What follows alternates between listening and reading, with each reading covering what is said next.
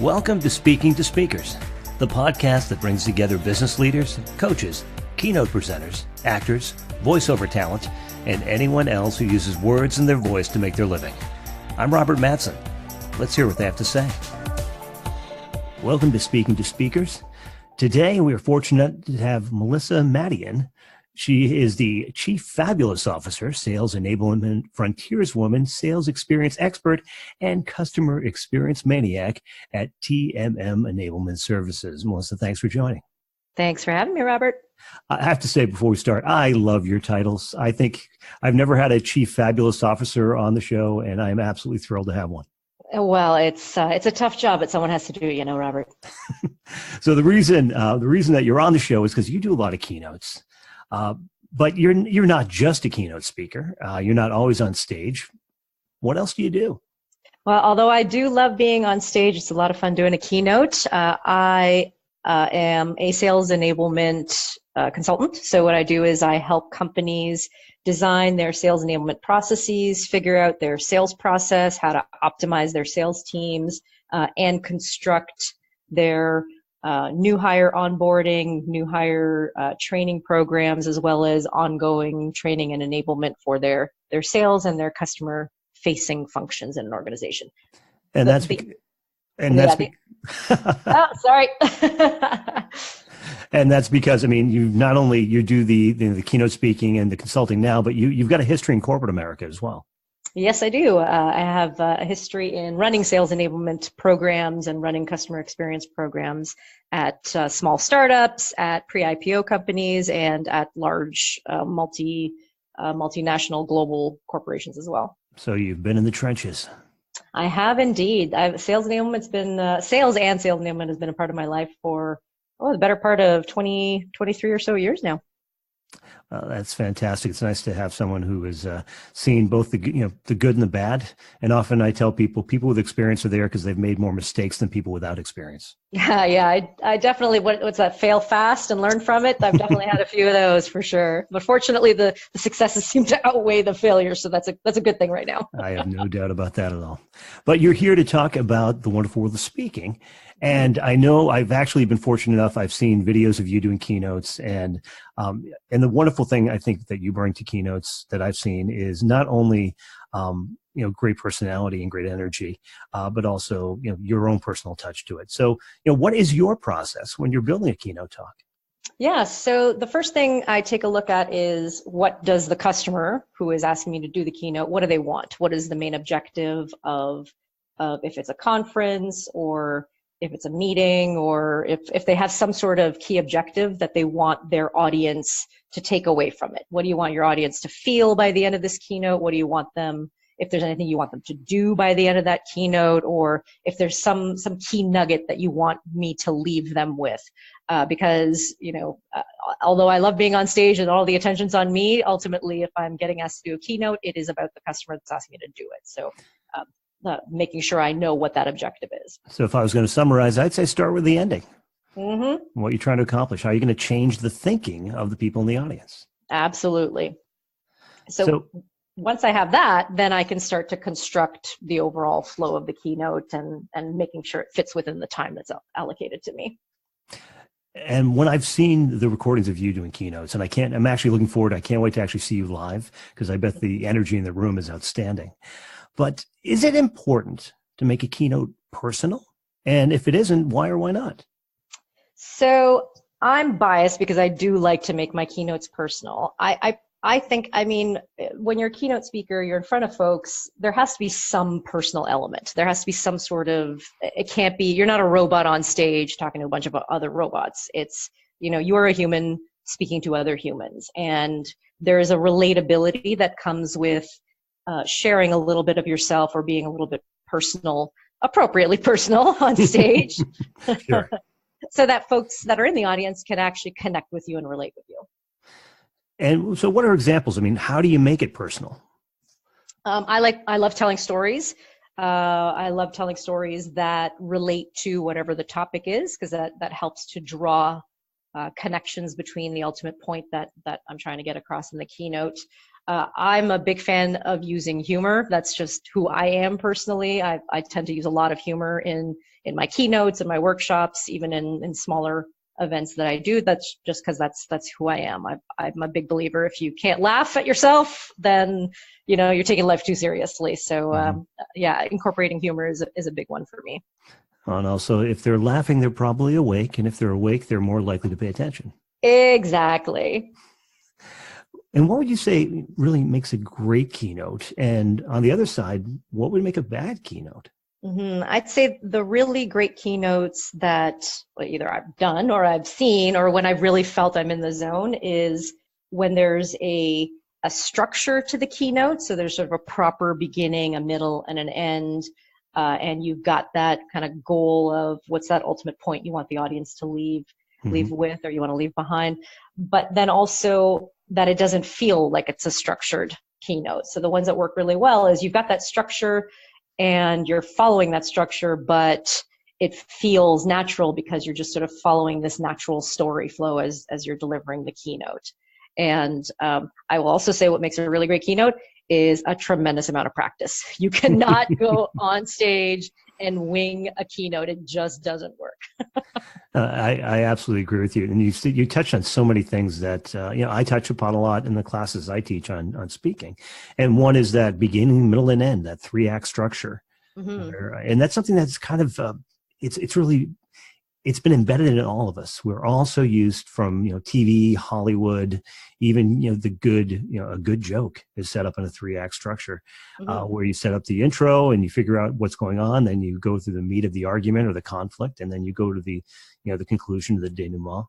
And so I think it's something that people, they understand. It gives them structure to hold on to.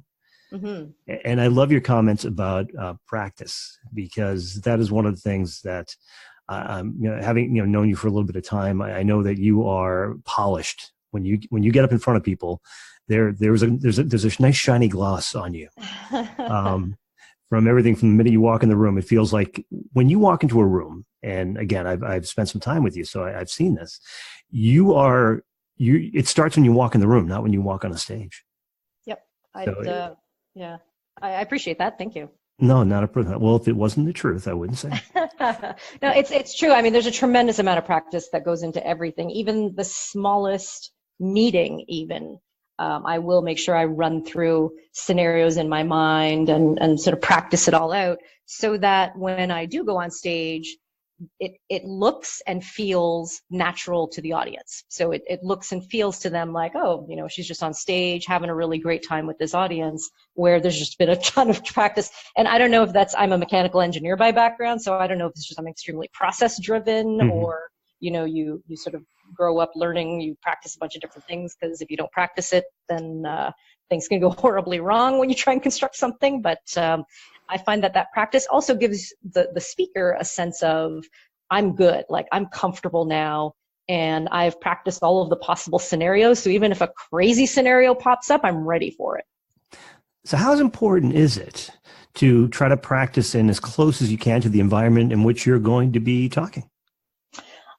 I think definitely if you can get a chance to at least get a sense of what the environment is going to be, that's a good thing. We're not always afforded as speakers the ability to do a walkthrough or actually be in the room until basically a few minutes beforehand. So I will just wander around the house practicing. So I'll try and create as much space as I can in my living room and essentially just practice as best as I can of what I think the setup will be at the venue or at the whatever situation I'm in. But if you can get a chance to at least do I'm just going to physically walk on the stage just to feel how it feels, I'm a big fan of that, because then you can plan for, oh, this part of the stage is a little creaky over here, or I should avoid this crack that happens to be on the stage because that's where the AV thing is, and that sort of stuff. So your living room and kitchen have heard many presentations, I have. They have indeed, between my pillows and husband and plants, there have been, everyone has heard me speak multiple times. Yes, I've spoken with many people that say, my cat is so sick of this presentation. Exactly. So what are the pitfalls that would make a bad keynote, something that you've seen and just didn't work? Yeah, well, we talked a little bit about this practice or a lack of practice. If you haven't run through it a few times, if you don't have the cadence and the sort of act 1, act 2, act 3 beats going on, then it will show. I would say that not tying your point, that ultimate point that you're trying to get across to the attendees, if you don't sort of tie that thread throughout the entire presentation, you can leave your audience with sort of oh, that was nice, but what was the point of all that? And I don't really, even if you're really compelling, if they're not anchored by something, you're kind of like, oh, that was nice, but I don't really remember why that person was on stage. And just boring. If the person is boring, if it's, a bunch of text on slides in front of people, that's just, you're putting your audience to sleep the second you get up there. Yeah, absolutely. It was funny. I was at an event and I saw a gentleman from Google speaking. Oh. And he did a keynote and he was incredibly high energy. And the interesting thing about him is that he was dropping F-bombs constantly in his presentation. And you know something? It worked. Huh. I wouldn't have thought it would work. If you told it to me, I would say, what, is he crazy?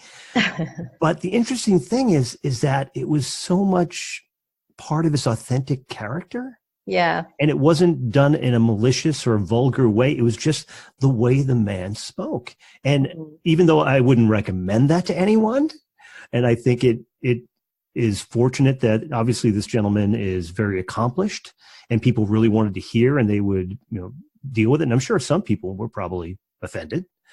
But I think for the bulk of it, people just thought they were getting a glimpse of this incredibly dynamic human being. And it really worked. So it's strange when you think about, what is going to catch that attention and hold on to it. I think in a strange way, this particular situation, it worked out that way. Yeah. Well, it's a good point. I mean, it's about being your authentic self on stage. So the person you are on stage, if it's so dramatically different than who you are when you're face to face with a person, I think the audience reads that. And, if that person is, tends to sort of unapologetically swear in his day to day, then that's just who he is. And when you get up on stage, folks can read that and they appreciate, whether they're offended or not, they can appreciate, well, this is just who he is. Absolutely. It's like I mentioned earlier, I tend to be a pretty, easygoing. I use humor a lot in my day to day. So when I get up on stage and use humor, it reads as, oh yeah, that's who she is. Yeah, absolutely.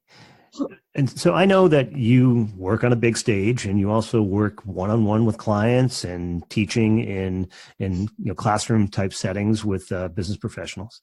So what is the difference between being a keynote speaker and being a teacher or a small room presenter?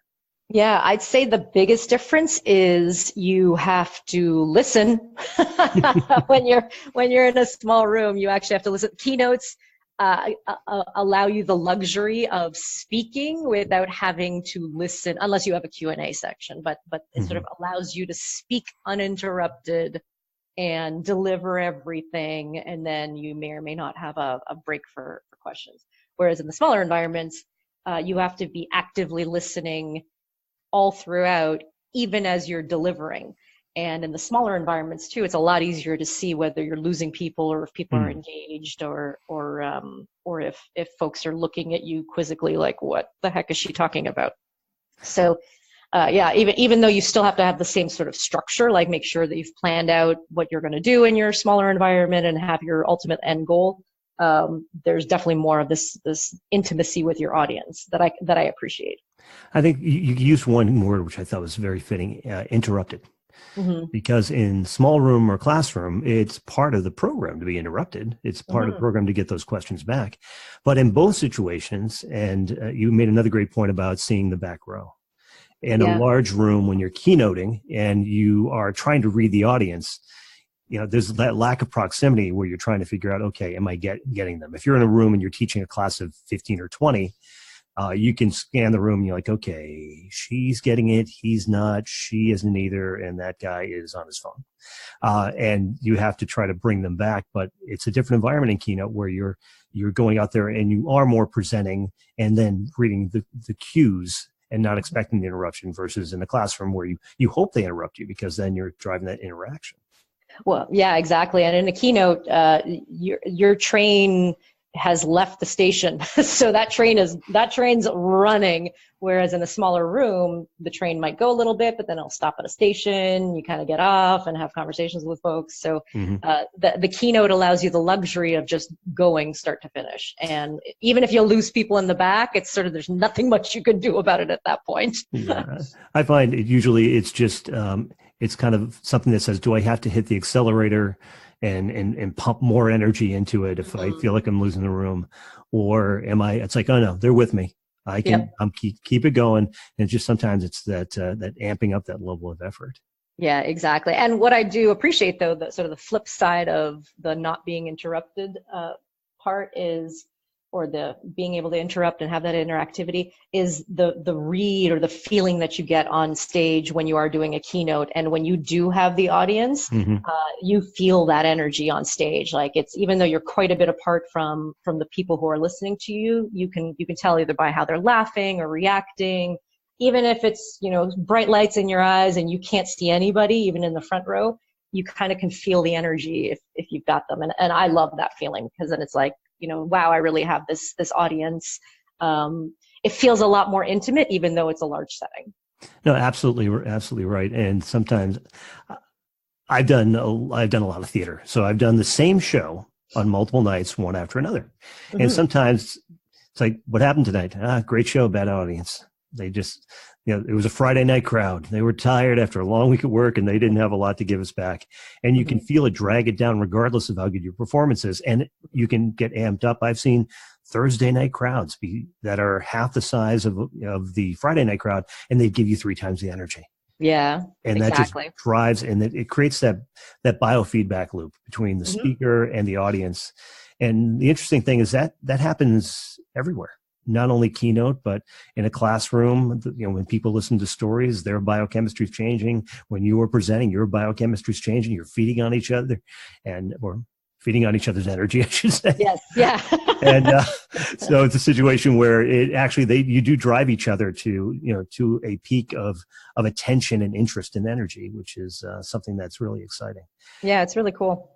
And all right, so on that note, I'm going to ask you one final question. And on driving that energy, when the energy is so good, when you have that moment where let's say you're no longer on the stage, you're now in the audience, and you're looking at a great keynote speaker. Who is that great keynote speaker? Who are your favorites, and why are they your favorites? So I will say there was one keynote speaker that I saw last year, and his name is Platon, Platon, and he is a photographer. He's a photographer. He does a lot of black and white photography, like really close up. I'm sure you and your audience has probably seen a lot of his photographs. He does a lot of political folks, and he's famous for the super close up photographs. So his photography is beautiful. But what I was really struck by is what an exceptional keynote speaker he was. And there were a couple of reasons for that. One, he was extremely eloquent. He was very relaxed. He was very in the moment, but he just told stories, and it didn't even feel like he was telling stories. He would just go from one. He would describe the people that he was taking pictures of, and he would just talk about how each of those experiences happened and what he learned from it. And he was humorous, and there were some points when he talked about some of his subjects it was extremely emotional, and he talked about one where you basically could hear a pin drop in the room because he had everyone so enthralled in what he was saying and so emotionally engaged in what he was saying that, like, by the end of it, there were a couple of times where I teared up because he was talking about a story that was so compelling. And by the end of it, I looked over at my peer and I'm like emotionally drained and excited. and like, that was one of the most memorable keynotes I have ever experienced. And and you wouldn't think, as a photographer, a person behind the camera, that he would be such a compelling keynote, and he just blew my socks off.